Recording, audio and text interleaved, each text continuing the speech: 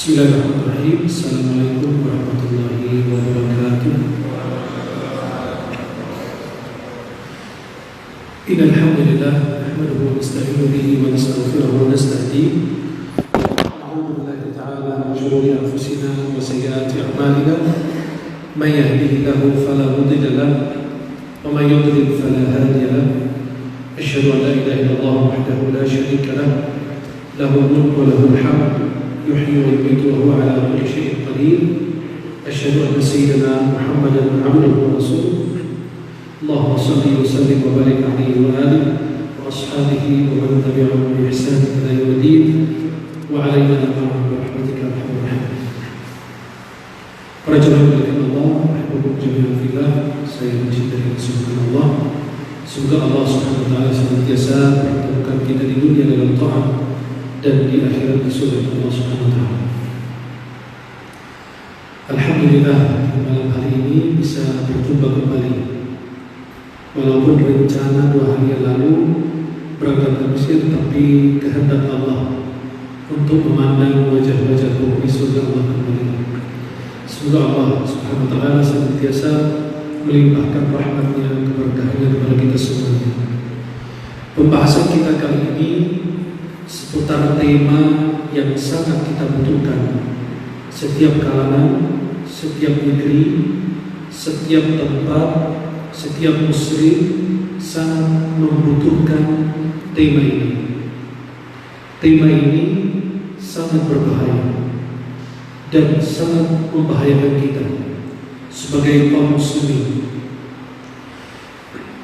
Tema malam hari ini adalah bahaya suap atau bahaya riswah.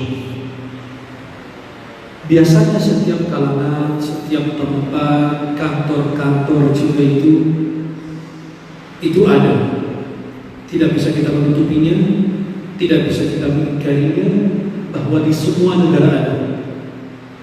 Sepengetahuan saya, semua negara. Saya tidak mau menyebut nama negara-negaranya, tetapi hampir semua negara ada. Dan itu tidak bisa diingkari lagi, tidak bisa kita nutupinya lagi. Riswah ini sangat merajalela dimanapun kita berada. Di negara sana, negara luar, mau jadi tentara bayar, mau jadi polisi bayar, mau jadi pegawai negeri bayar, mau ngurus SIM aja bayar, mau ngurus apa aja bayar. Semua itu biasa, tidak bisa kita ingkari. Maka malam hari ini pembahasan kita seputar tema ini. Sebagian mungkin dai atau ulama jarang membahas ini karena memang sangat mengerikan.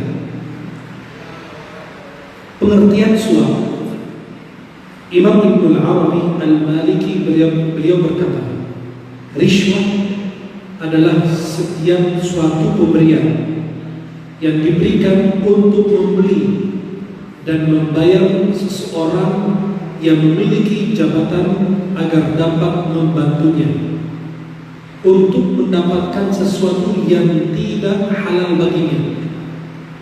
Saya ulangi sekali lagi. Imam Ibnu Arabi, ada Ibnu Arabi, ada Ibnu Arabi. Ibnu Arabi ulama mazhab Maliki. Ibnu Arabi tanpa alif lam ulama sufi. Punya kitab namanya At-Tabaqatul Kubra, At-Tabaqatul Sughra, dan salah satu ulama sufi yang menjadi perdebatan ulama, tulisan-tulisan atau karyanya beliau. Imam Ibnu Arabi alif lam dan kadang-kadang ditulis Ibnu Arabi. Beliau punya kitab namanya Ahkamul Quran, 4 jilid. Beliau mazhab Maliki, beliau berkata, riswah adalah setiap suatu pemberian yang diberikan untuk membeli dan membayar seseorang yang memiliki jabatan agar dapat membantunya untuk mendapatkan sesuatu yang tidak halal baginya. Contoh, saya ini ahli seni dan di salah satu kementerian membutuhkan pegawai negeri yang harus ahli agama. Contoh, saya lulusan seni, nggak ada hubungan dengan agama. Saya membayar orang yang kerja di tempat tersebut yang membutuhkan pegawai ahli agama.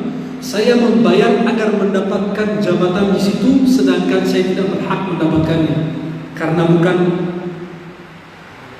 kekhususan saya atau keahlian saya dan lain. Dari tentang haramnya praktik suap, Allah berfirman, "Wala ta'kulu amwalakum bainakum bil batil." Jangan kalian memakan harta di antara kalian dengan cara yang batil. Wa tudlu biha ila al-hukam, kalian membayar sebagian hakim.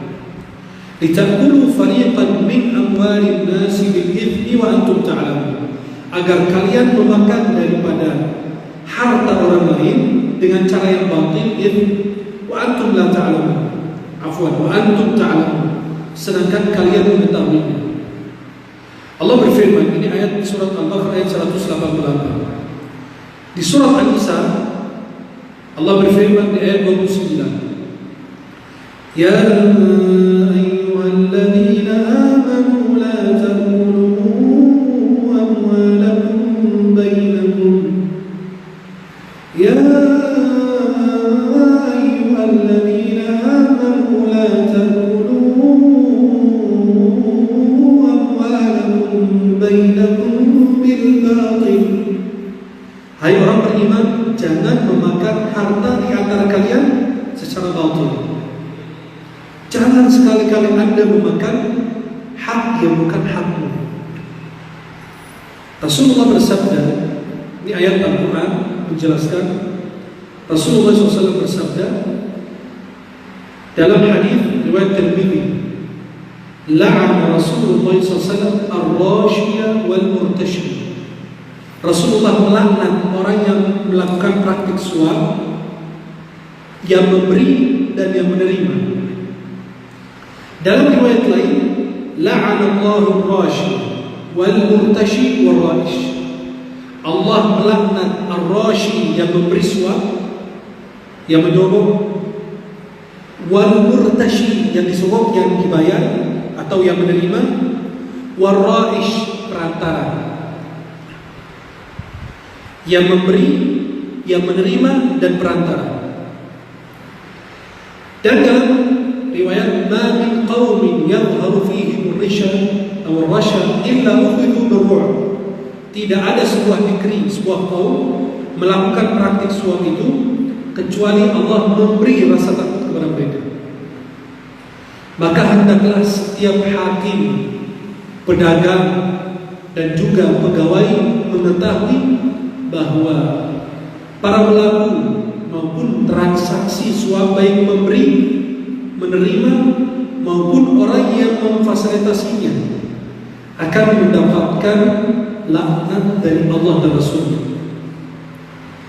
Dan Nabi mengatakan, kullu lahmin nabata min suhtin fannaru awla bih. Setiap daging, darah daging yang tumbuh dari haram, suht itu haram, fannaru awla bih, neraka lebih utama memakan daging tersebut. Selain itu, doanya juga tidak akan dikabulkan oleh Allah. Berarti akan mendapatkan laknat dari Allah, laknat dari Rasul. Doanya tidak akan diterima oleh Allah. Selain itu, pelaku transaksi suap tersebut juga dinyatakan bahwa dia sebagai pelaku kerusakan di muka bumi. Allah berfirman dalam surat Al-A'raf ayat 56, وَلَا تُفْسِدُوا فِي الْأَرْضِ بَعْدَ إِصْلَاحِهَا.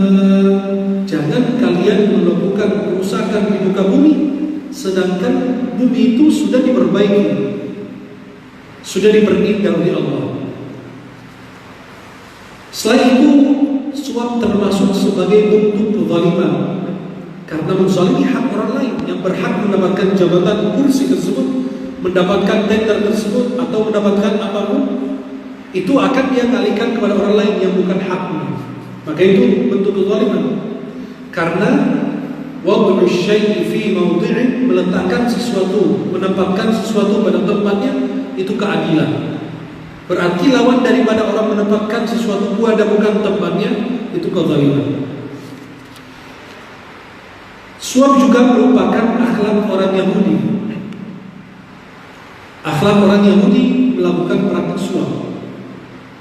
Maka Allah berfirman dalam surat Al-Maidah ayat 42, Allah katakan, "Samma'una lil-kadhibi akaluna lis-suht." Samma'una lil-kadhibi akaluna lis-suht. Coba perhatikan. Mereka itu orang Yahudi adalah orang-orang yang suka mendengarkan berita bohong dan memakan yang haram. Kita bilang mereka suka mendengarkan berita bohong dan akaluna lis-suht, akalun memakan, suht itu yang haram. Coba perhatikan dampak negatif di dunia dan di akhirat bagi mereka yang melakukan praktik suap. Yang pertama, suap akan membuat pelakunya, baik yang menerima ataupun yang memberi, mendapatkan laknat dari Allah dan Rasul. Doanya tidak akan terkabul. Akhlak Yahudi merusakkan di muka bumi. Suap akan membuat usaha seorang dalam mencari nafkah menjadi haram. Udah capek lelah mencari nafkah, ternyata haram. Bagaimana dia mampu memberikan makan haram kepada istri dan anaknya, mengisi perut anak dan istrinya, keturunannya, cucunya dengan uang haram. Bayangkan, kayak dia memberi api neraka jahanam dalam perut mereka semua, membakar mereka di neraka. Berarti Anda tidak sayang keluarga. Kemudian yang ketiga, sedekah yang dilakukan oleh pemberi dan menerima suap akan tertolak. Karena dalam hadis riwayat Muslim dan Sahih dari Abu Hurairah, "Inna Allah thayyibun la yaqbalu illa thayyiban." Sesungguhnya Allah itu Maha baik dan menerima hanya yang baik. Subhanahu wa ta'ala. Allah itu Maha baik, hanya menerima yang baik. Kalau antum bersedekah dengan yang haram, tidak. Orang punya bunga bank, bunga dari bank, dia mau sedekahkan, tidak. Karena itu uang haram, bunga bank itu riba, haram. Apa yang dilakukan? Dia yukhrijul mal biniyat tathhiri wa laysa biniyat shadaqah. Dia mengeluarkan bunga bank itu dengan yang membersihkan harta, bukan dengan yang sedekah. Karena itu sumber haram, jadi tidak akan diterima oleh Allah. Dia cuma membersihkan hartanya. Maka boleh dia serahkan kepada bangunan masjid, mushola, fasilitas dai, yang di pedalaman, dakwah, mencetak kitab, iqra, membagikan perlengkapan sholat, mukena, sarung, kitab-kitab agama, itu boleh digunakan dalam hal itu. Atau membantu orang-orang yang terlibat hutang besar. Tapi orang itu memang hutang karena dia membutuhkan makan minum, ya, bukan hal-hal yang haram juga. Kemudian yang keempat, tidak terkabulnya doa orang tersebut. Artinya doa, maka dalam hadis yang disebutkan tadi, Sahih Muslim dari Abu Hurairah, di akhir hadisnya, rubba asy'asin, ada orang yang berpakaian, ya, usang, kemudian rambutnya dan lain, kemudian dia mengangkat telapak tangannya berdoa, ya Rabb, ya Rabb. Wa mat'amuhu haram, makanannya dari haram. Wa mashrabuhu haram, minumannya dari haram. Wa malbasuhu haram, pakaiannya dari haram. Wa ghudhiya bil haram, fa anna yustajabu lahu. Artinya apa? Makanan haram, bukan dia makan yang makanan haram, makan makanan yang dilarang, tidak. Dia makan makanan halal kayak kita, tapi sumber dari harta yang haram jadi mempengaruhi. Sumber harta dari haram jadi mempengaruhi harta yang Anda miliki, akhirnya menjadi haram. Fa anna yustajabu lahu, kata Nabi, bagaimana diterima doanya sedangkan makanan haram, minuman haram, pakaian haram, seluruhnya menjadi haram. Yang kelima, suap akan menghilangkan rasa malu. Maka dalam hadis Sahih Bukhari kalau tidak salah, illam tastahi fasna' ma syi'ta. Kalau tidak malu, lakukan apapun yang kau inginkan. Ya. Maka coba perhatikan, kalau kita menerima suap atau memberi, yang menerima itu rasa malunya nggak ada, cuma buka laci aja, berarti malunya udah nggak hilang, malu-maluin lagi. Maka dulu di Mesir ya, di setiap negara pasti ada. Tapi saya ceritakan yang saya pernah alami. Orang ini di kantor, kalau kita mau cepat, dia buka laci, pura-pura lagi cari apa gitu. Bukan, dia buka lebar. Soalnya itu dia mengambil sesuatu, dia diamkan kita. Biarkan itu laci terbuka, dia sambil nulis. Kita selipin uang di situ langsung ditutup, udah jadi. Kalau enggak, kalau dia sampai tutup lacinya, kita belum memberi, dia kecewa karena rasa malunya tidak ada. Oh, nanti besok balik lagi ya, karena masih ada harus di ini. Kalau sampai bilang ya udah, diselipin uang di bawah surat, dibuka dulu, ya udah selesai. Maka rasa malunya hilang. Kemudian bahaya suap bagi kaum muslimin. Pertama, melahirkan kedengkian dan kebencian. Kenapa? Yang punya uang bisa punya jabatan. Walaupun saya nilai saya lebih pintar, lebih cerdas dari dia, dibanding orang yang benar-benar punya uang, padahal nilainya jelek, dia bodoh, dia menang. Maka kebencian muncul di antara kita. Kesalnya orang yang pintar, tapi karena bukan orang kaya, dia tidak punya kenalan, maka jadi diremehkan. Maka muncul di situ kebencian. Karena punya pejabat di mana, dia ditempatkan di tempat yang paling bagus. Kemudian yang kedua, akan membuat kezaliman antara kaum muslimin. Maka terjadilah menempatkan sesuatu pada bukan tempatnya. Kemudian yang ketiga,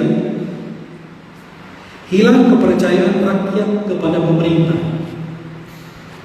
Pasti akan hilang rasa percaya kepada pemerintah, di mana pun mereka berada. Kalau sampai mereka membuka peluang untuk PNS atau pegawai negeri dan mereka ada persyaratan, ternyata mereka melanggar karena ini punya uang, bisa mendaftarkan, bisa masuk, bisa diterima, maka itu hilang rasa kepercayaan orang kepada pemerintah. Kemudian yang keempat, suap merupakan salah satu sebab masuknya remaja. Tapi kalau kita teliti sebab-sebab praktek suap pada masa kini, kenapa? Sebabnya apa? Pertama, lemahnya iman pada diri pemberi dan penerima dan perantara. Imannya lemah. Yang kedua, tidak mengetahui hukum melakukan praktek suap. Bisa jadi dia tahu haram kayak dosa-dosa lain. Maka tidak tahu itu laknat Allah, tidak laknat Rasul, tidak terkabul doanya dan seterusnya. Kemudian yang ketiga, ingin cepat selesai dalam mengurus keperluan. Karena mau bercepat selesai, ya bayar. Kalau mau cepat, bayar cepat. Jadi dia cepat. Tapi kalau mau lambat, ya bayarnya sesuai dengan aturan. Anda mau bikin surat, cuma 200.000, 300.000. Tapi karena mau yang cepat dan biar jadi, biar tidak mendapatkan hambatan, halangan dan lain, Anda bayarnya lebih mahal dan biar cepat. Pas dites matanya sakit apa, ginjalnya mati, jantungnya nggak berfungsi, banyak penyakit yang dimunculkan. Saya pernah ngalamin juga. Dibilang antum gak layak dapat ini, kenapa? Karena ini gitu. Loh, saya sehat walafiat. Saya dari sini ke Israel aja bisa lari kok. Masa begini gitu? Ya, walaupun Israel itu nggak ada, kita nggak ada negara Israel, ada negara Palestina, betul? Gini, karena ingin cepat selesai, maka dia mau bayar cepat. Dan nanti kita akan sampaikan juga hukum saya membayar untuk mendapatkan hak saya. Boleh nggak saya dizalimi, saya bayar untuk menghilangkan kezaliman? Nanti kita jelaskan juga hukumnya. Maka yang ketiga ini cepat selesai dalam mengurus keperluan. Yang keempat, masih minimnya gaji yang diterima. Selama gajimu tidak mencukupimu, maka orang tersebut akan mencari yang haram. Ada yang dikasih gaji 2 juta, nanti dia di jalan dapat lebih juga kok. Ya dapat lebih banyak. Maka kayak gitulah ya, kalian pasti paham. Saya ngomong-ngomong lagi ya, mudah-mudahan pada paham semua ya. Halo, masih hidup? Alhamdulillah. Artinya masih kecil gajinya. Makin kecil gaji, makin membuka peluang orang menerima yang haram. Tapi kalau Anda memberikan kecukupan dan dia masih menerima, itu tamak, rakus. Kadang-kadang gajinya 49 juta sampai 50 juta per bulan, masih nggak cukup juga. Pas rapat tidur. Tapi alhamdulillah bertambah terus. Ujung-ujungnya pakai baju orange. Pas pakai baju orange, nangis kayak perempuan. Dan kita sudah melihat banyak contoh-contohnya. Bagaimana cara melindungi diri kita dari suap? Ya, perlu kita pembimbingan agama. Harus ada pembimbingan agama. Harus ada pembimbing kita. Yang kedua, menyebarkan info melalui media untuk memperingatkan kaum muslimin dengan bahayanya suap. Tapi kadang-kadang ya, kadang-kadang terterus besar, haram, dilarang, undang-undang. Tapi pas di dalam itu kan di luar. Pas masuk ke dalam beda urusan. Kalau kita nanya, Pak, kok kan tulisannya di luar, saya kan di dalam, kok beda katanya. Nah itu hebatnya mereka. Ya, pas masuk ke dalam urusannya beda, Pak. Kita mau ngomong ini itu, Pak, tolong kalau Bapak mau ngomong apa aja, nanti tahan dulu, kita makan bersama di luar dulu. Kenapa? Ada CCTV di situ, Pak. Yes, takut CCTV yang bisa dicabut sama orang, bisa dirusakkan orang, bisa dihilangkan buktinya sama orang dibanding CCTV-nya Allah. Nah, kemudian kita perlu memasukkan hukum praktik suap pada kurikulum di sekolah-sekolah negeri maupun swasta. Perlu di dalam kurikulum itu ada pembahasan seputar suap. Biar anak dari kecil sudah terdidik, sudah paham hukumnya suap, menerima suap seperti apa. Itu perlu kita masukkan di dalam kurikulum. Tapi sekarang kurikulumnya Allah alam ya. Anak-anak Masya Allah sekolah di rumah. Dulu kita marahin anak kalau lagi pegang HP di rumah. Sekarang malah orang tua kasih handphone ke anak. Ayo saya belajar ya. Iya, sambil main. Pas orang tua ganti belajar. Lagi ngapain dari tadi kok pegang HP? Kan lagi belajar mama. Iya sayang. Habis pakai internet ya. Mama beliin lagi ya, biar gajinya yang benar. Tapi tak habis kuotanya buat main game online. Ya, ujung-ujungnya rusak. Nah, yang terakhir, cara melindungi diri kita dari suap ini, seleksi ketat dalam memilih pejabat. Ketika kita menseleksi orang-orang yang tepat, amanah, menjaga kepercayaan, insya Allah itu lebih bagus. Kemudian para jamaah yang dimuliakan Allah, coba perhatikan ini. Ini perkataan Imam Abi Abdillah Al-Dhahabi dalam kitab namanya Al-Kabair, dosa-dosa besar. Sudah diterjemahkan bahasa Indonesia dalam halaman 227. Beliau mengatakan, itu dalam terjemahan bahasa Indonesia ya, tentang suap, dosa besar suap. Beliau mengatakan, para ulama berkata, coba perhatikan, ar-rashi adalah yang menyuapi, dan al-murtashi adalah orang yang disuap. Harusnya laknat itu menimpa orang yang menyuapi jika bermaksud menyakiti seorang muslim atau mendapatkan sesuatu yang bukan menjadi haknya. Yang memberi, ya, ingin melakukan kezaliman kepada seseorang dan mendapatkan hak bukan hak dia, itu dilaknat Allah.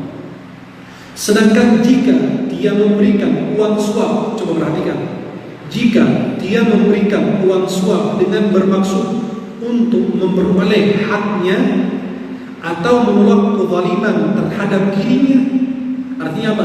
Saya bayar uang untuk mendapatkan hak saya atau menolak kezaliman dari diri saya, maka dia tidak termasuk orang yang terlaknat.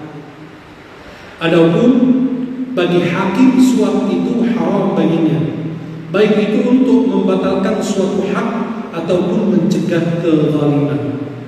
Berarti kalau saya mempunyai hak di situ, saya bayar mendapatkan hak saya, atau saya menolak kezaliman dari diri saya tidak dilaknat. Yang dilaknat yang menerima, karena saya dipaksa untuk mengeluarkan uang. Jelas? Maka kalau saya ingin mendapatkan ini kan jabatan saya, harusnya saya naik jabatan, bukan dia. Saya boleh bayar uang mendapatkan hak saya karena itu milik saya, bukan milik orang. Maka boleh saya membayar uang untuk mendapatkan jabatan itu. Atau orang menuduh saya sedangkan saya tidak bersalah, kata ulama boleh bayar uang ke orang tersebut yang punya kewenangan atau penguasa agar menolak kezaliman dari diri saya tidak dilaknat, dia sendiri yang dilaknat. Jelas? Dan ini sering terjadi. Artinya saya ingin mempunyai SIM, motor, mobil, apapun itu, saya mau di salah satu negeri, contoh dimanapun kita berada, saya ingin mendapatkan hak saya, ternyata tidak bisa, dipersulit, ya, di sebagian lah itu ya, dipersulit dan lain sebagainya. Akhirnya saya boleh bayar mendapatkan hak saya untuk memperoleh surat tersebut, kedudukan tersebut, jabatan tersebut. Kalau saya berhak memang mendapatkannya, maka saya tidak dilaknat yang menerima. Jelas? Inilah hukum-hukum berkaitan dengan suap. Mudah-mudahan insyaallah bermanfaat bagi diri kita semuanya, dan mudah-mudahan yang saya sampaikan bermanfaat bagi diri kita semua. Semoga Allah senantiasa meridai dan merahmati kita semuanya. Wallahu ta'ala a'lam wa a'lam bissawab. Silakan kalau ada pertanyaan seputar tema maupun yang lain.